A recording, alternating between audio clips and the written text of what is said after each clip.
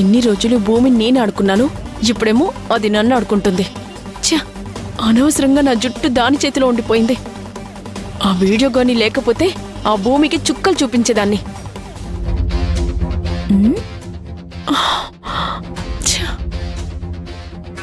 ఏంటి మేడం గారు తీరిగ్గా దేని గురించో ఆలోచిస్తున్నట్టుంది? అలేకే ఇలా ఖాళీగా ఉంటే నా మనసు ఒప్పుకోదు. నాకు వంట రాదు అని తెలిసినా కూడా నన్ను చాలా కష్టాలు పెట్టింది. ఇప్పుడు చెప్తా అలేకే పని.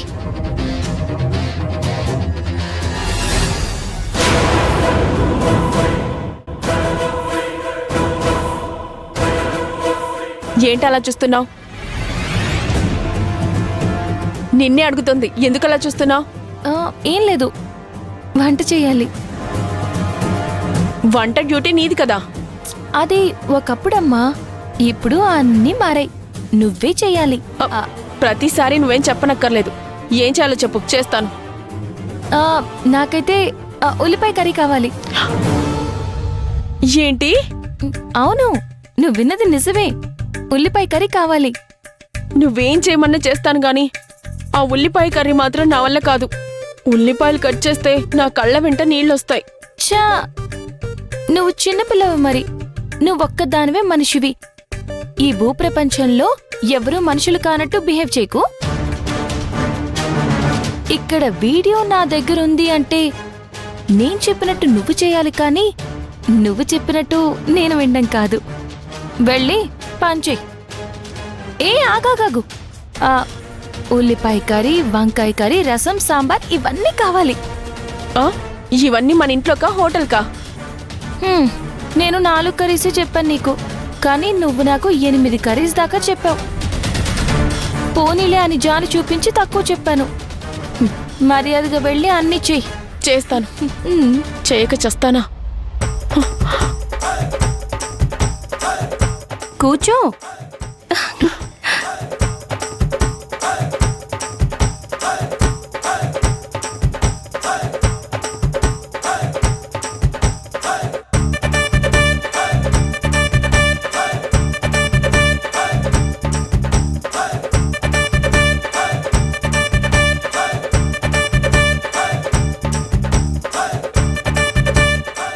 ఏంటలేక్యా, నువ్వు కూరగాయలు కట్ చేస్తున్నావు?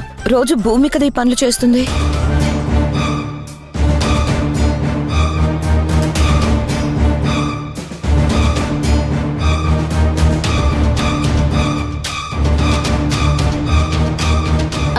ఏంటలేక్యక్క నన్ను చూస్తున్నావు? అడుగుతున్నారు కదా, సమాధానం చెప్పు. పోనీ నన్ను చెప్పమంటావా?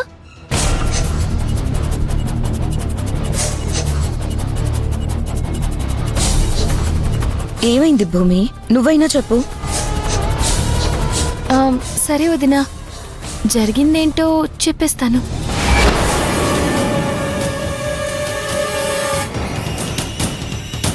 నేను వంటలు చేస్తే కూరలో బొద్దింక పడింది కదా. అవును, అయితే? అదే వదినా, ఆ బొద్దింక. చెప్పు భూమి. అదే వదినా, ఆ బొద్దింక. ఎందుకు ఆ బొద్దింక దగ్గరే ఆగిపోతున్నావు? తర్వాత ఏంటో చెప్పు భూమి.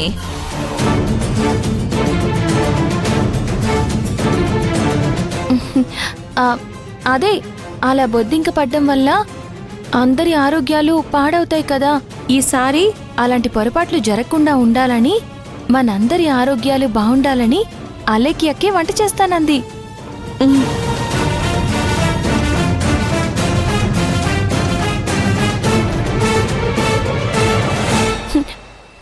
నేను వద్దు అని ఎంత బతిమల్లా కూడా, లేదు నేనే చేస్తాను, ఎలా జాగ్రత్తగా చేయాలో నన్ను చూస్తూ ఉండు అని మరీ చెప్పింది.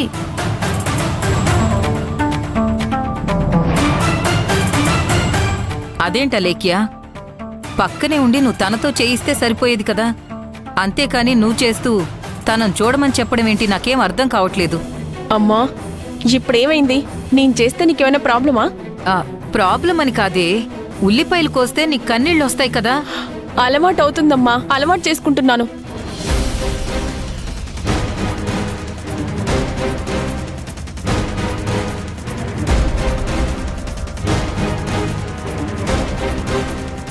అలేఖ్య, ఎవరైనా తెలిసి తెలియక పొరపాటు చేస్తే ఇంకోసారి ఇలా చేయొద్దు, సరిదిద్దుకో అని ఎదుటివారికి చెప్పి వదిలేస్తారు. కానీ నువ్వలా కాదు, దగ్గరుండి ఎలా జాగ్రత్తగా చేయాలో చేసి చూపిస్తున్నావు. ఈ కుటుంబం అంటే నీకెంత ఇష్టమో, ఎంత ప్రేమనో ఇంకోసారి నిరూపించావు అలేఖ్య. గుడ్, పర్లేదులే, రోజు నువ్వే చెయ్యి.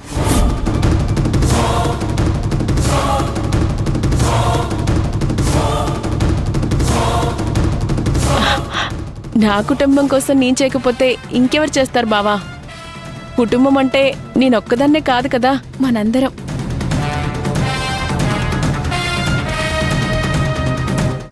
మీరు వెళ్ళండి, నేను మీ అందరి కోసం మంచి కర్రీస్ చేసి తీసుకొస్తాను.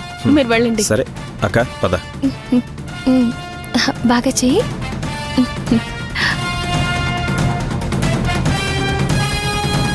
ఏంటి, ఏమైంది నీకు? ఇలా మారిపోయావేంటి? అమ్మా, నువ్వు వెళ్ళు, వెళ్ళి నీ పని చూసుకోపో. దీనికి వాళ్ళు ఏదో అయ్యింది, లేకపోతే ఇది ఇలా మాట్లాడదు, ఇలా బిహేవ్ చేయదు.